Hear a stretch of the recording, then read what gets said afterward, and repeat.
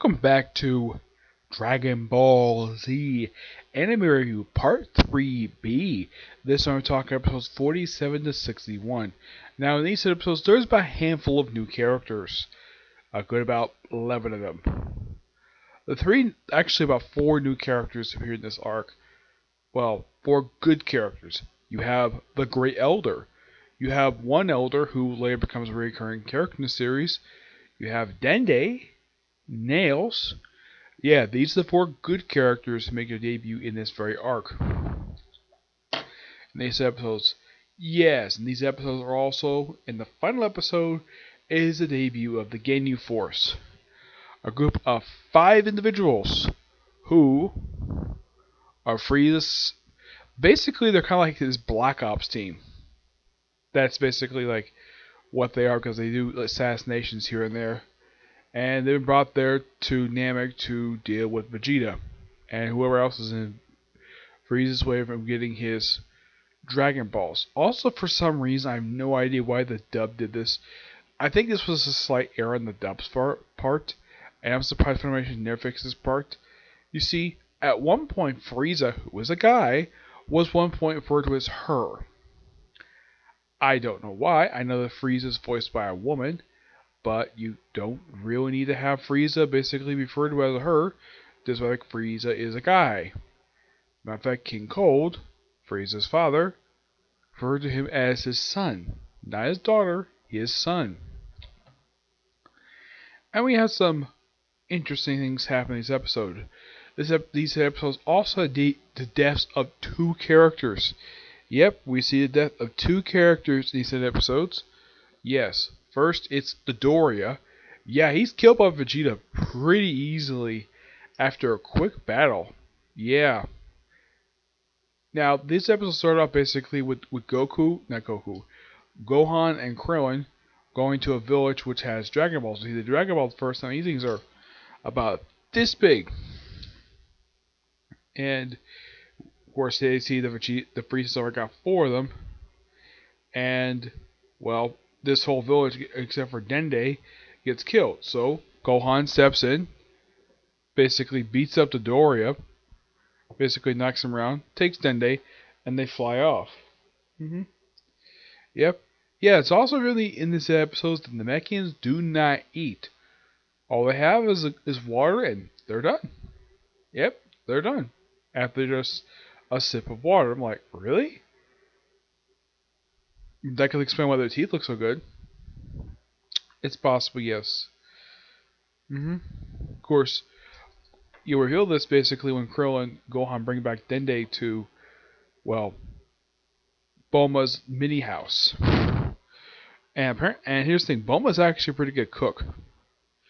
Though, watching this basically kind of reminds me of the first saga of Dragon Ball when Bulma had this same type of house. And she did make a meal for Goku.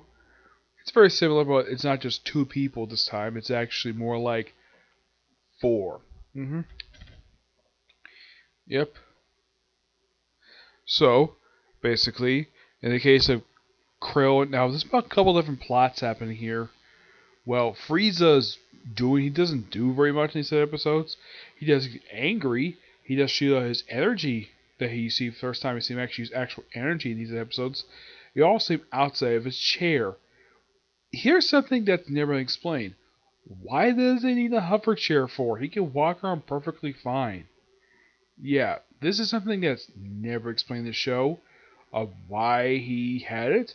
By the way, this hover chair, after the saga wraps up, yeah, Frieza isn't used again until, I kid you not, the Golden Frieza arc for Dragon Ball Super. Yeah. There is no explained reason why he has it or why he needs it. And apparently he keeps it in a room with his 5 Dragon Balls.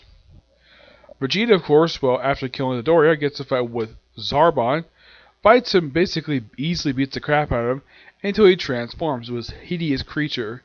And then Zarbon basically sort of defeats him, but he gets, well, supposedly kills him, but he gets, well, comes back and says, he basically then confirms to him to go and find him. The other guy kills the only witness basically when Vegeta decided to massacre a whole Namekian village and had a Dragon Ball. Yeah, this guy was a complete idiot. He did mention if Vegeta was one who did this.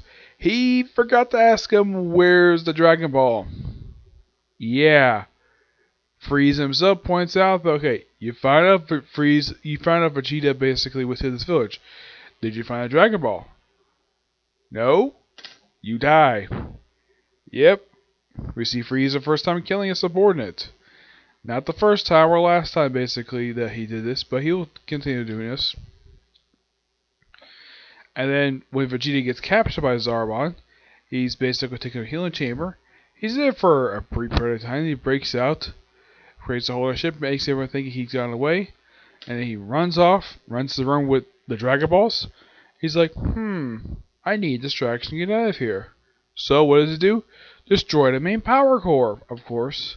Also, I forgot to mention, the Dende's, I'd say his father, pretty much destroyed all the scouters. Yep. So, for a long while, basically Frieza has got no scouters.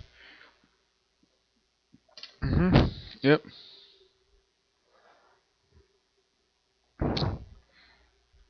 So after Vegeta basically destroys Power Core, he takes the 5 Dragon Balls, throws them basically to a long distance.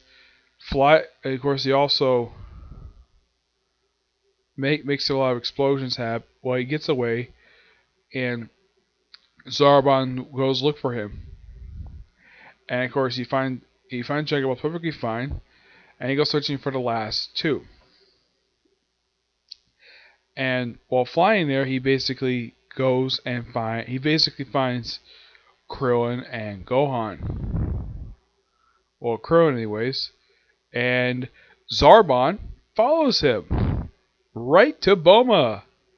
Yep, this is the first time Bulma encounters Zarbon. And also the first time she's ever actually seen Vegeta. She's heard about him. She's never actually I think she's seen him on TV. This is the first time in person they've actually seen each other. And the first encounter is him basically threatening to kill her. Yes, Vegeta, the same guy who will later marry this woman and give her 2 children. Yes, threatening to kill his future wife. Why in the world Vegeta is written this way and why he's written different later, well, he changes. So, that's why I think Krillin's got a Dragon Ball.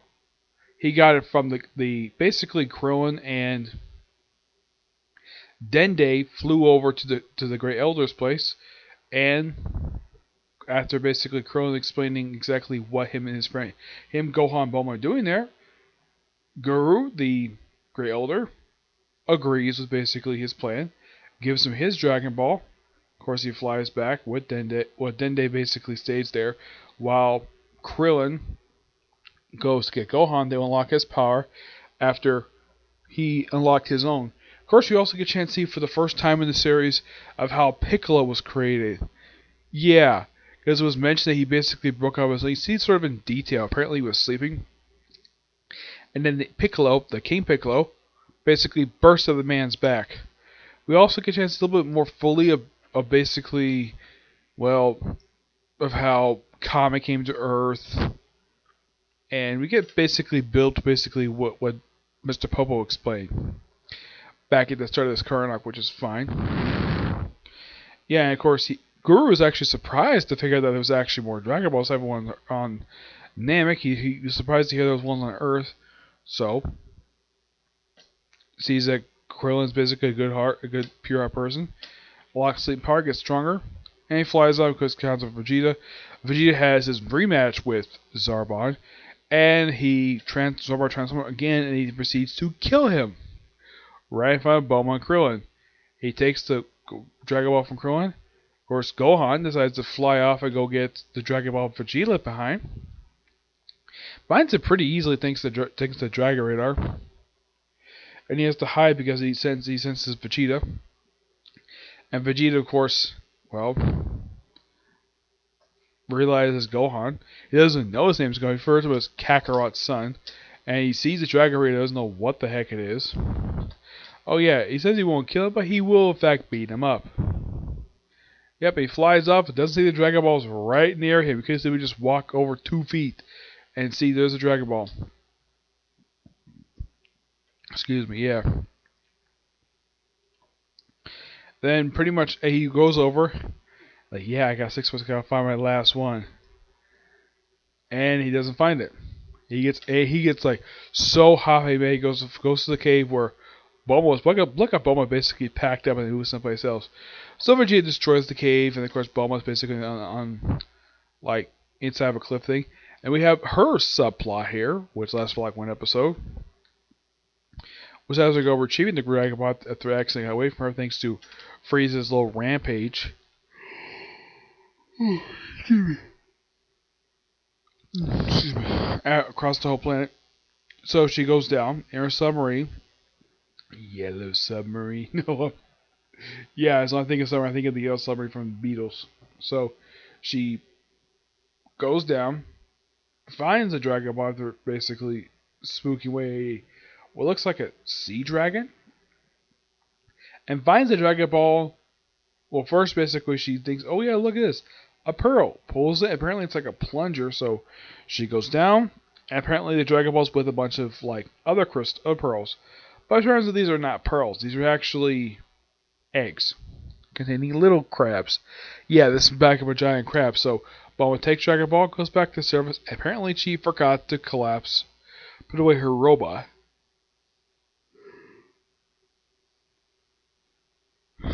Also, basically, before she gets the ball, she got a brief fight with the crab. Though she was basically save the crab being killed. I guess I was there for like a brief period of time. Now she's confronted by two of Frieza's goons. How in the world these two managed to find her without Skylar never explained. Oh yeah, and she's there's like Dragon Balls down below. And she basically tricks them to be basically consumed by the giant crab. And of course, in order for the Dragon Ball flying ready again, she just ties it up. And then, of course, Gohan goes to see Guru. Guru unlocks the secret power. And, of course, Vegeta shows up. It's like, we have to use the Dragon Balls. And, of course, Guru basically senses the coming of 5 individuals. And, of course, the first person action is not Guru, it's actually King Kai. Yep, it's also revealed that the 4 people who died in the previous arc, which was Tien, Chaozu, Piccolo, and Yamcha, all made to King Kai's place. And they got there quicker than Goku did. Probably because Goku got distracted. Yeah. So pretty much they go through the same thing Goku did. Chase Bubbles to catch him, and then basically chase Gregory to hit him in the head. Eventually, the 3 do. Piccolo doesn't really need that. Excuse me. Piccolo doesn't do very much in these episodes, so I've been just sitting around just meditating, does his own mental training. He get a little bit of development for Yamcha, Tien, and Chaozu, but not much. Yep. The Game Force, you see him in Zilla, we don't see him fully until episode 61. Yeah. And when Vegeta basically counts to Game Force, says, oh crap, we need to. It's like, we need to make him immortal right now. And Nails like points out though, you think it's 1 wish? There are 3. It's like, okay. So, they agree to work together. Of course, they get the Dragon Ball, and of course, they go and get the other Dragon Balls Vegeta has in order to grant his wish and do whatever wish he wants to. Yeah, but the password, you have to need a special password. Well, that's explained later. Yeah, pretty good set episodes. Definitely looking forward to talk about the Ginyu Force, which basically episode 61 has their full debut, and they have a box, possibly the scholars that basically Frieza asked for. So they do have the special pose. Frieza's a little bit embarrassed by this. Apparently he's blushing at seeing this particular pose, and says, "Wow, good to see you again." And well, he's like, "Well, that was an entrance," and that's the episodes. Yeah, not much else to say about this. Good episodes. Definitely looking forward to watching next 13 episodes, like with the rest of Namek Saga plus the Captain Ginyu Saga, which I kind of think of these episodes entirely as the Ginyu Force Saga. Yeah, so that's it for this particular review. Of course, I'll do a couple reviews for you tomorrow. Okay, see you next video. Bye.